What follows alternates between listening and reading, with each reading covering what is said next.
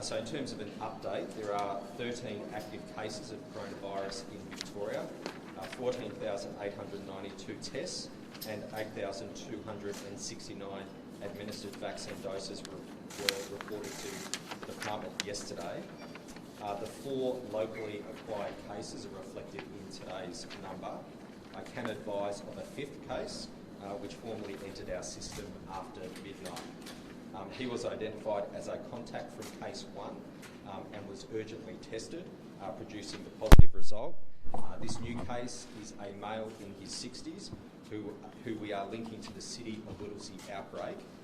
He is isolating, as are his household contacts. Importantly, he reports being symptomatic before case 1 developed symptoms, meaning this could be a possible source case.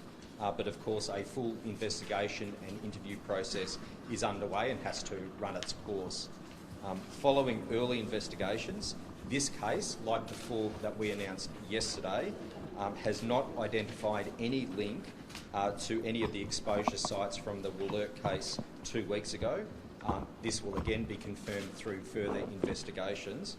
And I can also advise that genomic sequencing for this outbreak has been completed, and it is closely linked to the Wollert outbreak, which originated in South Australian hotel quarantine.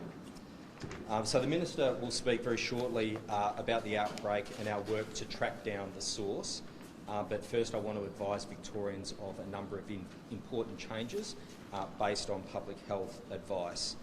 So there will be additional COVID-safe measures that will be put into place across Greater Melbourne to help keep Victorians safe. So on the advice of our public health experts, from 6 p.m. tonight, private gatherings in the home will be limited to 5 visitors per day.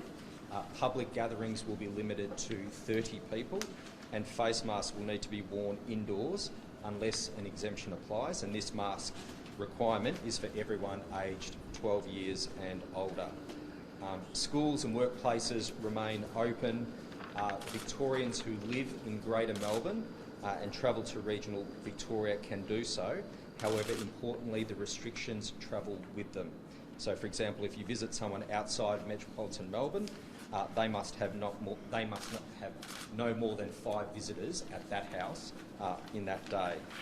Victorians visiting regional Victoria from Melbourne will also need to wear a face mask when indoors, even when outside of metropolitan Melbourne, unless an exemption applies. So, as I said, this is all based on public health advice. This is about giving our contact tracers the time that they need to track this matter down and get on top of it.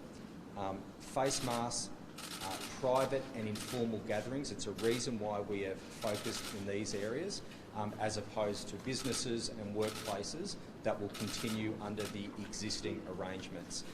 It is harder to contact trace in those private and informal settings. That's why we've got the limit of 5 visitors per household in the home and 30 gathering outside. Our workplaces, our businesses have COVID-safe plans, QR codes. It is much easier for our contact tracers. So this is a responsible step that we need to take to get on top of this outbreak, but importantly, the genomic sequencing has confirmed that these cases originate back to the South Australian hotel quarantine outbreak. I might ask the Minister to provide some further details and then we'll open up for questions.